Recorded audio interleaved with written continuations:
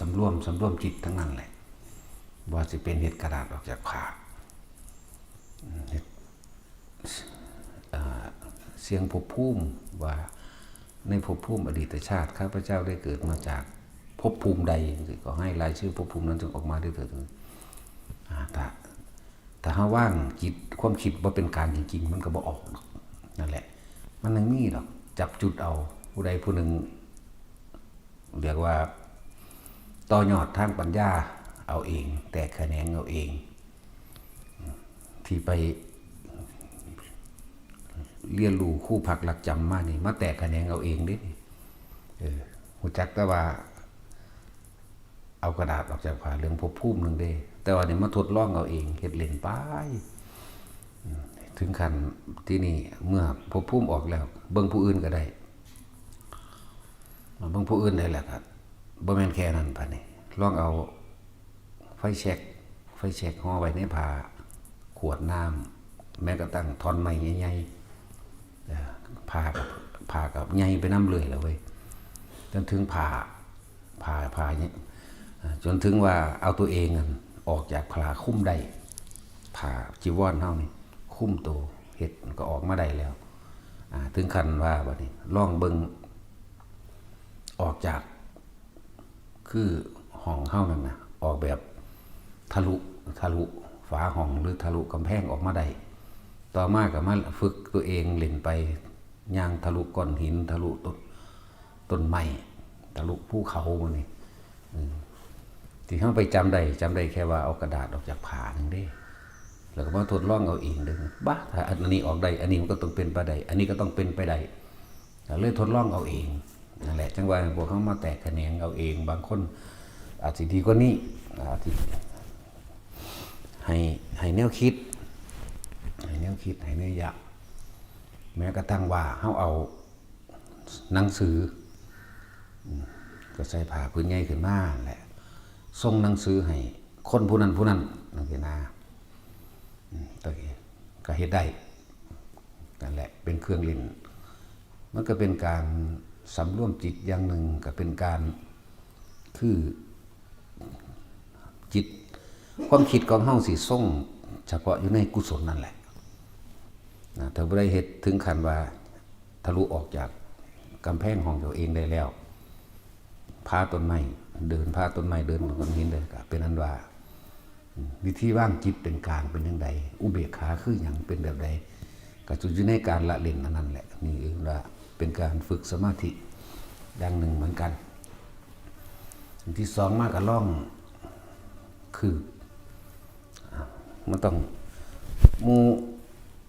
มูคู่ฝึกนี่ก็ต้องฝึกให้มันเป็นอย่างน้อยก็เบื้องต้นและพื้นฐานให้มันเป็นให้มันคล่องคู่ฝึกพวกนี้เวลาคนมาขอเรียนนั่งก็สอนเขาไปเขาหังสิไปต่อปัญญาเขาเองเขาหังสิไปต่อยอดของเขาเองเขาฝึกเบื้องต้นให้นะพระนี่เฮาก็ต้องเป็นในกระดาษออกจากผ้าหรือก้อนหินออกจากผ้าหรือท่อนไม้หรือขวดน้ำหรือยังก็แล้วแต่เฮ็ดไปฝึกไปพระนี่ก็ต้องเป็นจังว่าทั้งเบิดนี่ล้วนแล้วแต่เป็นการส่งอารมณ์อันเป็นกุศลถ้าที่ว่าอีกอย่างหนึ่งในวิสุทธิมรรคคนว่ากีฬาสมาธิทำกีฬาสมาธิ พวกนี้เป็นการฝึกระดับจิตตนเองก็ว่าไปคือนิ้วมือคือพระหรือเอาก้อนหินมาล่องอธิษฐานใส่กำลังจิตตัวเองที่ฝึกฝนมากนั่นแหละเรียกว่าอธิษฐานจิตลงไปใส่ก้อนหินนั่นเอามาค้างไว้กับนิ้วกลางอันนี้ก็ต้องสอนให้สักก้อนฝึกไปสักก้อนอาจจะบ่ท่านได้เป็นบ่ท่านได้คล่องแคล่วอันตัวนี้สิมีประโยชน์ยังมันคือมีในหันแหละในการอธิษฐานจิตปกป้องคุ้มครองหรือเคลื่อนที่ของในการปกป้องยกตัวอย่างเช่นแต่เขามีกำลังจิตที่รวดเร็วคล่องแคล่วและเป็นหนึ่งได้เร็วนะว่ามีของอันใดอันหนึ่งเอาง่ายๆคืองาไม้หักปั้วลงมามันสิตกสึกใส่หัวผู้ใดผู้หนึ่งเฮาเหลียวเบิ่งซื่อๆนี่กำหนดให้มันไปทางไม้ได้เลยอย่างนี้นะหรือสิ่งของที่มันตรงมาหาเฮานี่เฮาแค่เหลียวเบิ่งซื่อๆนี่แต่ แต่ความไวในจิตความไวในการฝึกฝนนั่นแหละตัวเองต้องฝึกฝนเราเองนั่นแหละหรือว่าเขายิ่งยางสติกก้อนหินมาหาเฮาจังซี่เฮาปัดมันไปทั้งไม่ได้บ่แม่นเอามือปัดเด้เอากำลังจิตปัดนั่นแหละนั่นก็อีกอย่างนึงเป็นการปกป้องผู้อื่นก็ได้ปกป้องตัวเองก็ได้อยู่แล้วนี่ก็อีกแบบนึงแม้กระทั่งการเคลื่อนย้ายของที่แรกก็ฝึกกำหนดเอาแก้วมาตั้งไว้เฮาเฮ็ดแบบนี้ได้แนวใดเฮาวางจิตแบบใดเฮาคือไปอันนี้เคลื่อนไปแบบใดเคลื่อนย้ายของก็ได้ถ้าสิสอนให้โดยการฝึกกสิณนี่มันนานนี่แค่ว่าเอากำไรหรือเอาของแถมมาสอนนึงเด้โตจริงๆที่ฝึกมาเองน่ะฝึกกสิณฝึกกสิณมาเป็นเวลานั่นเถอะพอสมควรแต่ว่ายังว่าของเขามันได้มาก่อนได้แบบบ่รู้เรื่องได้แบบบ่รู้โตได้บ่แบบบ่จักสื่อมันก็เลยมาต่อยอดเอาเองแต่ละอัน3หรือ4ปีตอนเป็นเด็กน้อยนอนเมีบอยู่ในท่าน้ำนั้นมันไปจับได้จนว่าถึงความสว่างประกายผึกออกมาได้นั่นแหละบัดนี้ก็เอามาพลิกแพงแปลงเอาหลังจากนั้นก็มีหลวงปู่หลวงตาแต่ละองค์เพิ่นสอนแต่ว่าเพิ่นบ่ได้สอนในลักษณะว่าสอนเพิ่นเก่งเพิ่นมีปัญญากว่าเฮาก็เลยรู้จักจับจุดได้แล้วเมื่อใดอันนึงแล้วแค่จับภาพดินแค่จับภาพสีเขียวสีเหลืองสีแดงจับแค่จับภาพหรือนึกถึงความรู้สึกในอากาศมันก็เป็นไปมันก็ได้ของมันบัดนี้นี่คือแค่ว่าเอาเศษส่วนหนึ่งอันเป็นเหมือนของแถมมาให้พวกเฮาละเล่นซื่อๆได้นี่เหมือนเอาของแถมหรือเอาประโยชน์อันใดอันนึงออกมาเพื่อให้พวกเฮาเป็นเครื่องละเล่นซื่อๆเป็นการฝึกจิตฝึกบ่ให้ไปคิดถึงสิ่งที่มันเป็นอกุศลฝึกบ่ให้มันไปคิดฆ่าคนฆ่าสัตว์บ่มันไปคิดลักปล้นกี้ฆ่าข่มขืนไผฝึกบ่มันไปคิดตัวโกหกหลอกลวงฝึกบ่มันไปอยากกินเหล้าเมายาเนี่ยเรียกว่าทรงอารมณ์เป็นกุศลฝึกให้จิตเฮาอยู่ได้เฉพาะความคิดหรือแซ่อยู่ในความที่มันเป็นกุศลนี่แหละอันนี้แค่ว่าเหมือนกับเอาเศษส่วนหน่อยๆสเก็ตหรือของแถมมาสอนให้พวกเฮาเป็นเครื่องอยู่เรียกว่าเครื่องเล่นเป็นของเล่นให้พวกเฮามาเป็นเครื่องเล่นมันบ่เฮ็ดอยู่แต่แนวเดียวดอกนาผู้บวชมาปีนึงน่ะเอามันสิขยันดูล่มขนาดถึงปีอยู่บ่วะเนี่ยมันก็ต้องมีอย่างอื่นเล่นไปนำนั่นแหละอย่างอื่นนี่เฮ็ดไปล้วนแล้วแต่ฝึกเป็นการสร้างสมสมาธิเป็นการสร้างสมเพื่อให้จิตตั้งมั่นอยู่ในความสงบเป็นการสร้างสมสิ่งที่มันเป็นกุศลนั่นแหละมันบ่ออกนอกดูนอกทางไปทางใดหรอกมีเยอะกว่านี้ที่บ่ท่านได้เอามาบอกแม้กระทั่งการเอา อาการปิติต่างๆมาใส่ประโยชน์เนี่ยภารณาปิติคณิกาปิติเป็นแบบใดเอามาใส่ประโยชน์ในการปรับธาตุรักษาโรคปรับธาตุรักษาโรคต่างๆมื้อนี้แต่ว่าในการทำปิติเกิดขึ้นได้ผู้ใดที่ทรงลมเป็นกุศลได้ทรงชาติเจริญชาติโดยมีอาการปิติอันใดอันหนึ่งมันเป็นเครื่องยันโรคภัยไข้เจ็บมันก็คอยทุเลาเบาบางลงเองและตลอดทั้งเจ้ากรรมนายเวรตลอดทั้งอกุศลก็ถูกละออกไปเองละเองโดยที่เฮาบ่ได้ละพอเฮาคิดแต่นั้นจะเป็นกุศลอันเป็นบุญคือความสงบเย็นในตัวของเองกุศลคือความ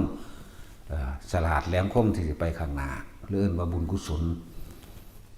คนเฮาแต่ว่าคิดไปแต่ทั้งอกุศลอยากตีอยากฆ่าอยากทำลายคิดเราเมายากระไผเรามันก็เป็นกุศลเบิดตัวว่าเฮาบ่คิดไปแล้วมันก็ละเองตัวอันสิ่งที่เป็นอกุศลกำลังความดีความงามมันเต็มทีแล้วมันก็มันนั่งหูเฮาเห็นเองของมันต่างๆนานานั่นนะมันก็จิตตั้งมั่นดีแล้วมันก็บ่ค่อยวันไหวในสิ่งที่เป็นอกุศลที่เขามาชักจูงชักชวนประโลมเรา